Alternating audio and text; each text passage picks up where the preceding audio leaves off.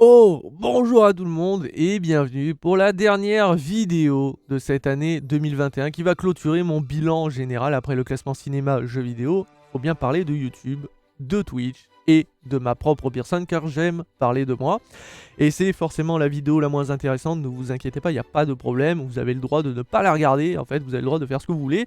Et je vous souhaite quand même à toutes et à tous une bonne année. J'espère que 2022 sera plus radieux bien que c'est très mal barré. Oui, le Covid sera toujours présent. Oui, ça va être encore la merde. Et en plus, avec les élections, ça va être une catastrophe parce que ça va donner des situations très dramatiques. J'espère juste que, en général, les choses vont quand même prendre une bonne tournure, qu'on va pas se faire à nouveau confiner, ou voilà, enfin pour vous, hein, parce que perso, moi, le confinement, la première fois, j'étais là en mode, bah ouais, mais en fait, c'est ma vie, hein. Vous voyez, moi, j'adore rester chez moi, hein, sortir aller boire un coup, ça ne m'intéresse pas. Bon, certes, le côté cinéma me manque un peu, parce que j'adorais aller au cinéma, mais Internet existe, donc c'est plus vraiment le problème, bien que je peux pas suivre forcément les sorties directement, comme j'ai pu faire avant, et donc de faire des guides d'après-séance le mercredi même où le film sort. Forcément, il faut attendre un peu plus, mais en soi, ça m'a pas dérangé parce que moi, la vie sociale, c'est pas mon point fort. J'aime pas sortir et j'aime pas côtoyer des gens, et encore moins des gens que je connais pas. Donc, aller dans la rue Sainte-Catherine, vu que je vis à Bordeaux, pour aller me balader, faire les boutiques, ou voilà, pour voilà, juste tranquillement, là, ça m'intéresse pas. Comme d'aller dans un jardin, boire un coup, je sais pas, ça m'intéresse pas. Moi, allumer mon ordi, c'est kiki tout dur. Vous voyez, ça me plaît, ça me parle, c'est mon univers. Donc c'est pour ça que rester chez moi n'est pas un problème. Mais je sais que beaucoup d'entre vous ont beaucoup déprimé avec le confinement. Donc j'espère pour vous que vous ne seriez pas à nouveau confinés. Mais en tout cas, c'est vrai que 2022 va être très compliqué. Mais j'espère qu'au moins, en matière de contenu, ça sera plus agréable. Franchement, pour moi, 2020 était moins catastrophique parce qu'il y avait quand même des bons jeux. Alors, de très bons jeux, des très bons films, même si j'en ai pas vu beaucoup, mais j'en ai... Enfin, voilà. Alors que là, 2021, je suis à peu près au même niveau en matière de critique, en matière de jeux faits, et c'est une purge en fait cette année. Les films sont tous moyens, voire médiocres pour une grande partie. Alors il y a quand même des petites pépites. Après je rappelle que je peux pas voir tout type de films. Il y en a qui me plaisent pas, comme les films d'auteur. Ou voilà, alors certes j'ai raté des chefs-d'œuvre. C'est pour ça que je parle dans mon univers à moi. Ce que j'ai vu m'a vraiment déplu en général. Les seuls films qui pour l'instant piquent vraiment ma curiosité et que j'espère apprécier cette fois, c'est Spider-Man, enfin le dernier, et bien sûr Matrix 4. Et bon, il paraît qu'il faut réfléchir, et du coup, si on réfléchit pas, on peut ne pas apprécier le film. Le problème, c'est que moi, la réflexion, c'est compliqué quand même, vous le savez. Donc, à voir, on sait jamais. Mais je veux dire, voilà, c'est en matière de film, ça a été une purge pour moi. Et en matière de jeux vidéo, c'est quand même une année où les devs se sont pas foulés la cheville. Bon, Ubisoft, c'est pas étonnant, puisque maintenant ils en ont plus rien à foutre, hein, vivement les NFT, bordel.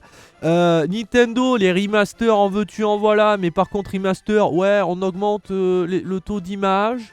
Et vous voyez là, l'eau là, avant c'était terne, maintenant c'est brillant.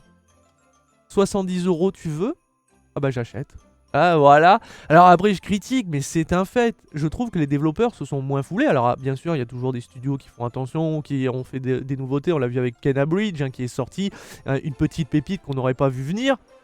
Mais c'est pour dire qu'il y a un fait, aujourd'hui, je trouve que les développeurs ne sont pas foulés et qu'ils nous ont sorti encore des jeux bâclés. Alors ça s'enchaîne, mais ça devient de pire en pire, hein. Battlefield 2042 est la preuve quand même que nous sommes face à un problème majeur de la part d'un développeur qui a les moyens financiers, et pourtant il ne se contente de nous sortir cette merde.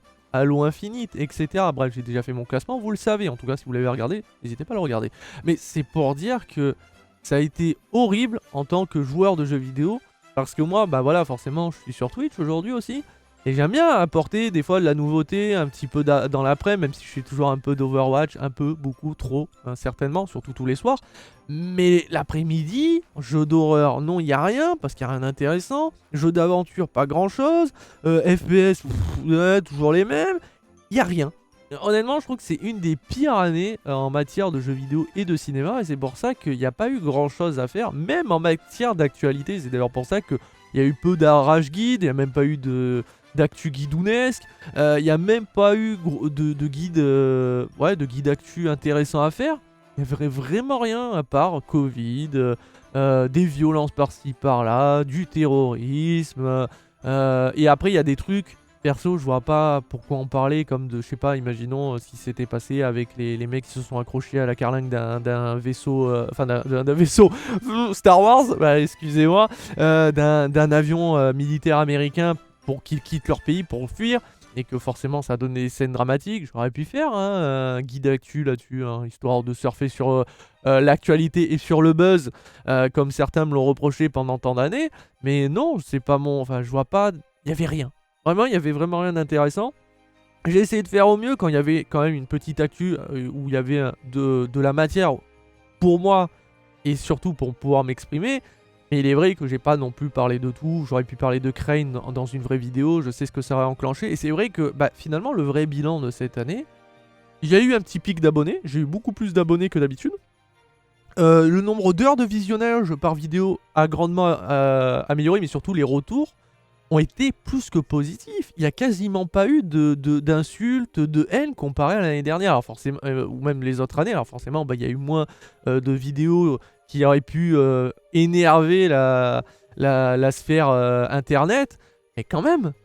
D'habitude, il y a toujours des gens qui viennent voir mes vidéos 30 ans après pour me dire « Mais Guide, tu surfes sur le buzz, t'es une grosse merde, espèce de geek à la mort moelleux, crève », enfin ce genre de choses. J'étais là, mais où vous êtes ? Peut-être que vous avez chopé le Covid et vous êtes malade. Vous êtes au fond de votre lit. En PLS. Certainement, je ne sais pas. Où vous êtes, bordel? Non mais c'est vrai, je me suis un peu inquiété quand même. Hein. Vous me manquez un petit peu parce que bah, d'une, ça fait des retours. Et ça permet toujours de bien me marrer. Parce que moi j'adore me marrer. Et surtout quand on m'insulte et qu'on me critique sans finalement avoir compris quoi que ce soit sur mes vidéos. Et ça me fait toujours plaisir. Mais ouais, il n'y a eu que des retours positifs. Globalement, bien qu'après il y a des vidéos qui n'ont pas toujours plu, il y a eu des vidéos avec beaucoup de pouces rouges, d'autres beaucoup de pouces bleus, maintenant vous pouvez plus les voir. Là aussi c'est un système à la con YouTube, ça sert à quoi de cacher le nombre de pouces rouges, genre en mode... En fait vous estimez que si on voit le nombre de pouces rouges, ça démultiplie la haine, le contenu créer la haine. Donc du coup si j'insulte, je sais pas moi, un YouTuber qui cartonne et que vous aimez tant, je sais pas moi, Mister Pixel ou Cyprien, forcément que des pouces rouges et la haine est quand même présente. Il n'y a pas besoin de voir... Attends, il y a combien de pouces rouges là? 1000. C'est de la merde. 1001. Chais. Bah bien sûr que non, c'est complètement con. Mais bon, de toute façon, nous, on peut toujours voir les stats. Perso, j'ai jamais regardé les stats à part juste voir s'il y a eu plus de retours positifs ou négatifs. Et j'ai vu qu'effectivement, cette année, beaucoup de retours positifs. Même sur des vieilles théories. Et ça, je vous en remercie parce que, mine de rien, même si je fais beaucoup moins de théories, parce que bah, des théories, il reste toujours les théories Pokémon que je dois faire. Et sur quelques dessins animés que je dois faire et écrire. Je sais pas si ça arrivera, j'avais dit l'année dernière déjà, que je suis même pas sûr que ça devait arriver, mais je veux les faire, mais j'arrive pas à me lancer. Mais c'est que j'ai vu que des théories, encore sur Luigi's Mansion, encore ce matin, un commentaire, on me dit, bah super vidéo. Mais putain, ça fait plaisir quoi, et ça remonte il y a longtemps cette vidéo. Et ça fait plaisir de voir qu'en fait, petit à petit, avec le temps, les vidéos qui ne marchaient pas ou que bon, ça a fait une ou deux vues, aujourd'hui font 100 vues, 200 vues et peut-être même plus. Et c'est vraiment très cool et ça, je remercie quelque part Internet et c'est pour ça aussi que je fais des vidéos. Parce que je sais qu'il y en a à un moment ou à un autre quelqu'un qui va tomber dessus et peut-être passer un bon moment ou avoir un point de vue différent et peut-être se poser des questions et du coup débattre, que ce soit par le biais d'une critique d'un film, le critique d'un jeu vidéo ou d'un podcast qui a pu être tourné, bien qu'aujourd'hui je n'en fais plus, mais on sait jamais, hein, peut-être que cette année 2022, certaines personnes me proposeront de faire du contenu avec eux ou non. Ne venez pas me dire, ah mais Guide, tiens, tu me fais penser un peu à Psychodélique par rapport à ton contenu, tu devrais, ou voilà. Les gars, vous doutez bien que je suis personne, je vais pas, déjà d'une, je suis pas de ce type là, mais je vais pas aller dire « Oh, Psychodélique, on fait la même chose, enfin on a fait des trucs un peu similaires, on fait un truc ensemble ?» Hein, fin du game avec Exerve, etc. Vous faites un podcast sur les jeux vidéo et j'ai un bon argument pour ce jeu. Je veux faire le podcast. Bon voilà, je fais un peu le niais, mais vous voyez, vous comprenez. Mais encore une fois, moi je fais en fonction, qui vivra verra. Cette année 2021 était impossible à imaginer de cette manière-là, donc vous voyez bien.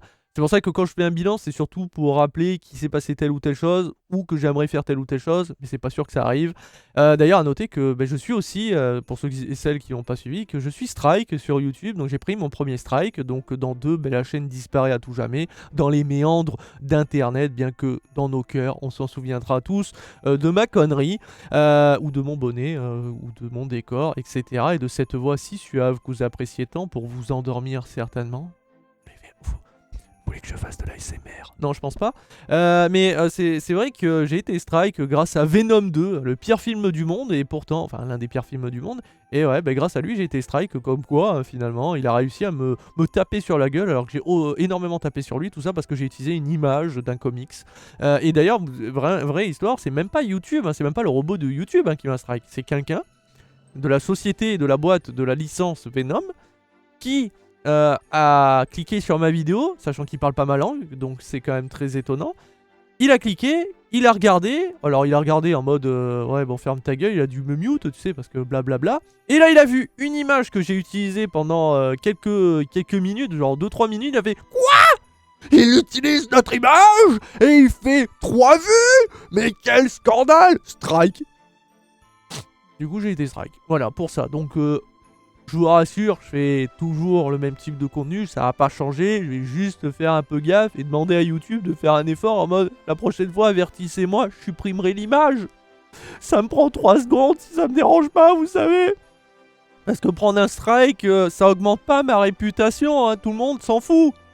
C'est dommage parce que putain, à ce moment-là, je me vanterais partout. J'ai été strike. Quoi? Un petit youtubeur que personne connaît a été strike? Allons voir ça.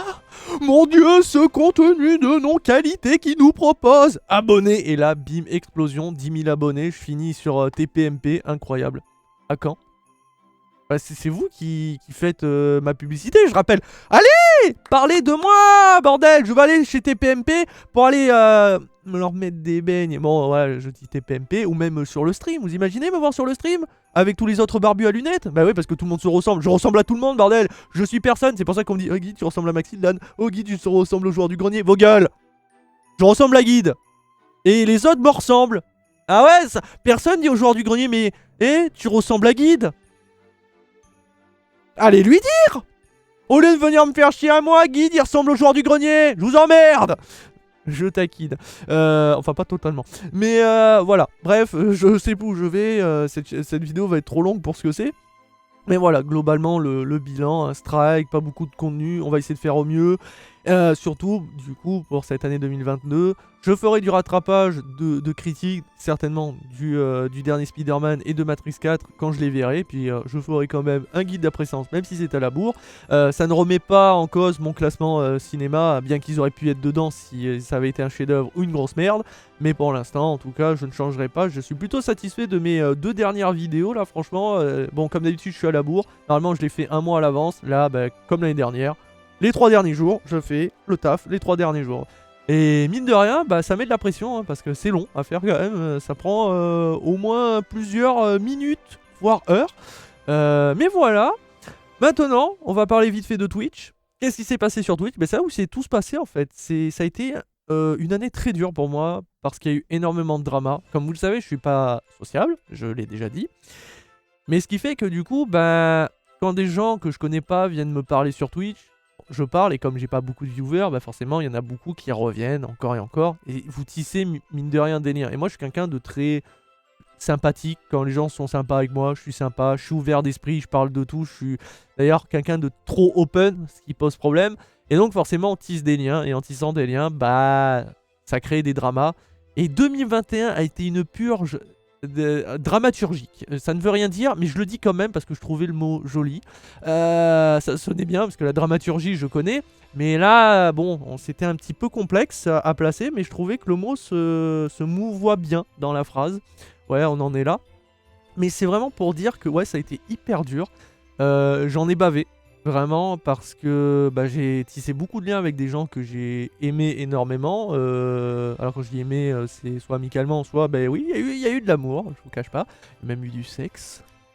Il y a eu beaucoup de choses.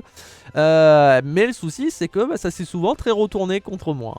Voilà, entre l'infidélité, la haine, ou aussi tout simplement de découvrir que Guide, humainement parlant, il vous affiche quelque chose, et que derrière, c'est exactement la même personne. Parce qu'en fait, il y a des gens qui se sont attachés à moi en pensant que, ouais, Guide, il est comme ça sur Twitch ou même sur YouTube. Il est pas comme ça derrière, vous savez, derrière les caméras, il est plutôt soft, il est plutôt, je sais pas, sûr de lui ou inversement introverti. Ah non, non, hein, ce que je vous affiche là, c'est le même connard que vous aurez si vous buviez un coup avec moi. Hein. Je suis la même personne, je ne change pas. Et du coup, bah, ces gens-là se disent, mais attends, ah, il a un côté très sensible, il est impacté par nos mots. Ouais, quand quelqu'un me dit, ah, bah, je t'aime bien, bah ouais, ça m'impacte. Ah, bah ouais, je vais pas être là en mode, oui alors, je m'en bats les couilles. Donc ça a été très très dur. La fin d'année a été laborieuse aussi. Heureusement, j'ai rencontré de très belles personnes. Le cas de Lily, voilà, c'est ma best friend aujourd'hui. C'est vraiment une des meilleures amies que j'ai connues. Et c'est grâce à YouTube, j'allais dire grâce à YouTube, grâce à Twitch, grâce à Overwatch. Vous avez vu Overwatch, il apporte l'amour quand même. Il y a toujours mon premier follow viewer, Steven, que j'embrasse. Et bien sûr, toutes les autres personnes, au féminin comme au masculin. J'ai vraiment fait de très belles rencontres. Mais forcément, bah, ça a été aussi un gros impact émotionnel par moment et ça a été très dur. Il y a des fois où j'ai même décidé de pas stream pendant un mois complet parce que j'en pouvais plus tellement ça me bouffe en fait.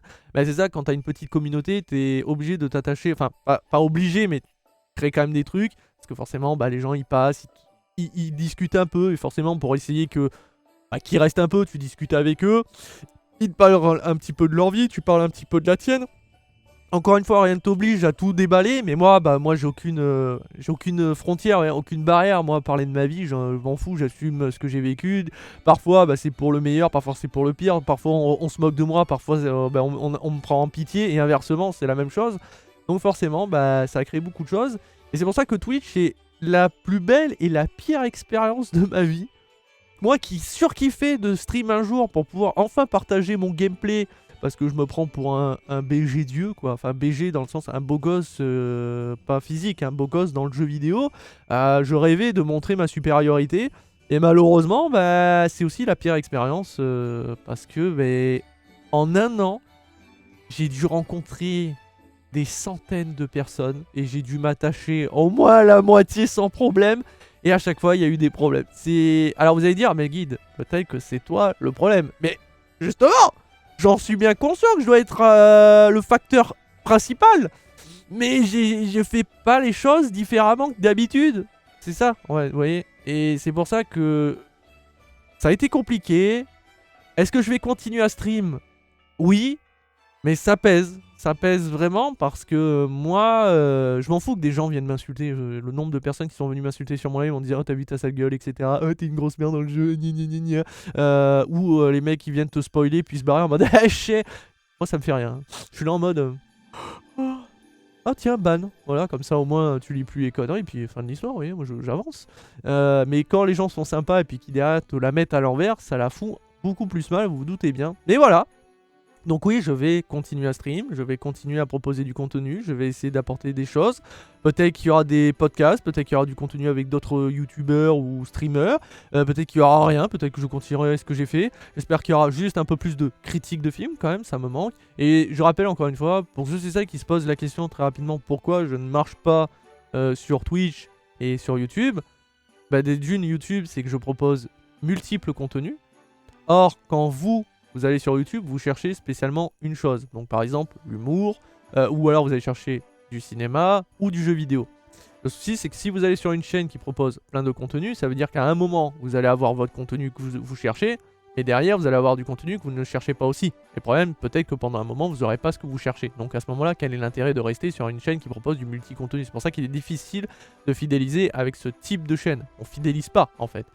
Et c'est pour ça qu'en général, il y a toujours les youtubeurs, ils ont deux chaînes. Une chaîne où ils vont faire par exemple du fourre-tout. Comme ça, s'il y a peu de vues, c'est pas très grave. Comme ça, ils peuvent faire du jeu vidéo, du cinéma, etc. Et puis derrière, faire leur contenu principal sur une chaîne. Vous voyez, sur une deuxième chaîne, là où ils vont faire vraiment uniquement une seule chose. Comme par exemple des tests de jeux vidéo ou des critiques de films. C'est ce que j'aurais dû faire, mais moi, non. Voilà, donc tout est fourré au même endroit. Ce qui fait que peut-être que ma personnalité n'est pas le problème, peut-être que ma manière de le faire n'est pas un problème, parce que, bah regardez, je prends le cas de Psychodélique, c'est pas pour remettre en cause son travail ou le critiquer en aucun cas, mais vous voyez, c'est assez simpliste, il fait que parler devant sa caméra, faut le faire, hein, bien sûr. Il a de très bons arguments par contre, hein, peut-être que comparé à moi, il a de meilleurs arguments, et ça, encore une fois, il n'y a rien à dire. Mais c'est pour dire que quand vous voyez son format, c'est pas aussi différent que ce que je pourrais proposer, mais lui, il fait que ça. Vous voyez, il fait que ce type de contenu, ce qui fait que bah, il a fidélisé des gens qui adorent ce contenu, du coup, il progresse, vous voyez ce que je veux dire.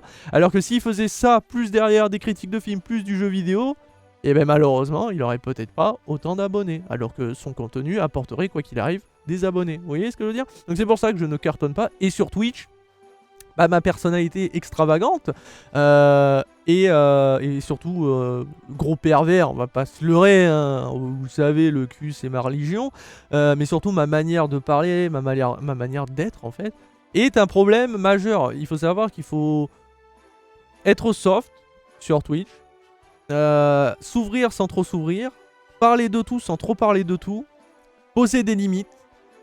Et si on est une femme, montrer sa poitrine. Non, oh guide, non, mais bon, voilà, hein, parce que c'est comme ça que voient certains mecs. Ah, mais tu perces pas sur Twitch, madame, bah c'est parce que tu montres pas tes seins.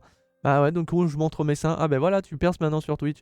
C'est triste, bien sûr que non, vous savez très bien que moi j'estime que c'est la personnalité qui fait que des streamers ou des streameuses gagneront en popularité plus que leur physique, mais vous savez que beaucoup ne pensent pas et ne jugent pas ainsi.